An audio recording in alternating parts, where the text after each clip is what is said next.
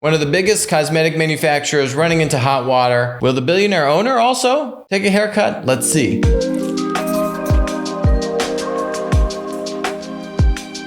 Revlon has filed bankruptcy, blaming supply woes and like COVID and supply chain problems.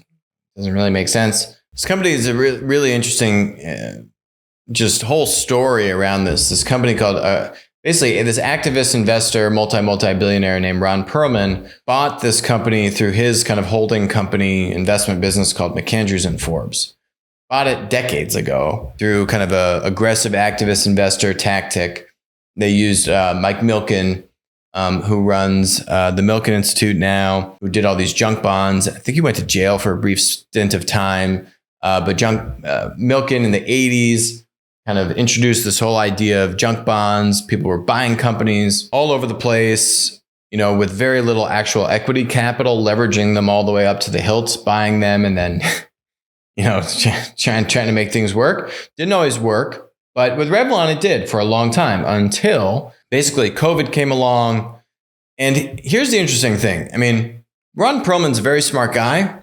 This guy, don't have all the details. Not many people do. And before I even read this article in Bloomberg, my reaction was, I saw the headline and then I started to read into this. Revlon files bankruptcy, loan. I was like, oh, okay, well, I bet you Ron Perlman has figured out a way to protect his interests in this. And he's fine. Everyone else, probably not, but sure, he's fine.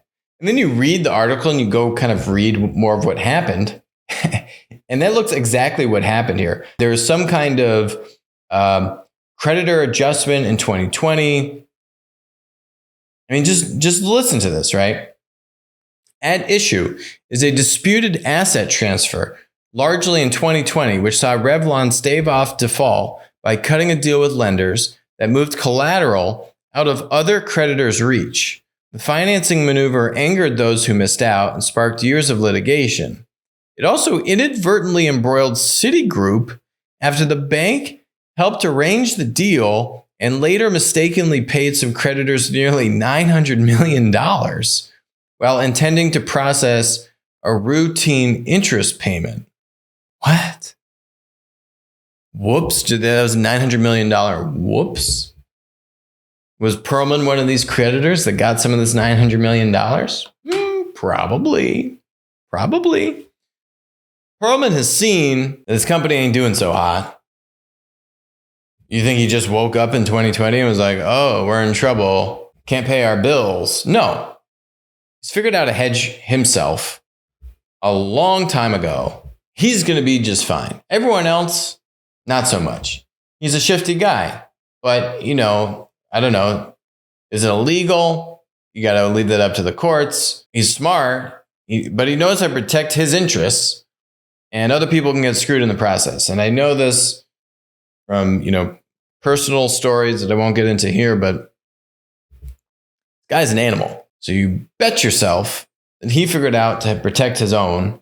And all this funny business, which we don't really have all the information on, he's behind it. And this was all part of his plan. He saw this. He saw this coming for years. We've been talking on the show about all these boutique cosmetic marketplaces that have been popping up and doing really cool things in Asia, coming to the US, other parts of the globe. If you were a traditional cosmetic manufacturer, how can you embrace these kinds of boutique cosmetic marketplaces? How can you have seen some of the other brands spending all this insane money. KKW Beauty closes $200 million deal. Yeah, the Kardashian beauty line closes a $200 million deal with Coty,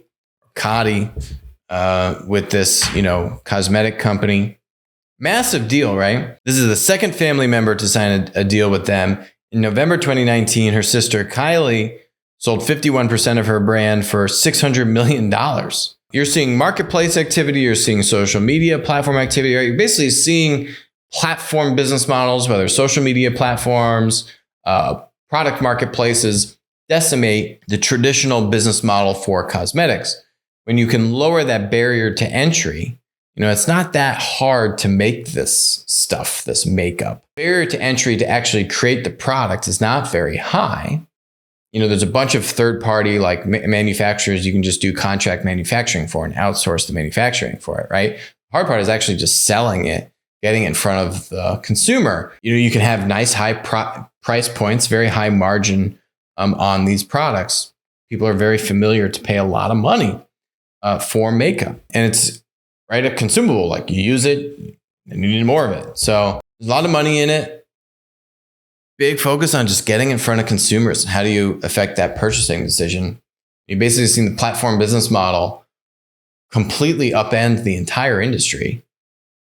You really haven't seen any incumbent cosmetic player, I would say, truly embrace having their own platform business model. Coty is actually, in Europe, trying to prevent their retailers from selling on marketplaces like Amazon and others.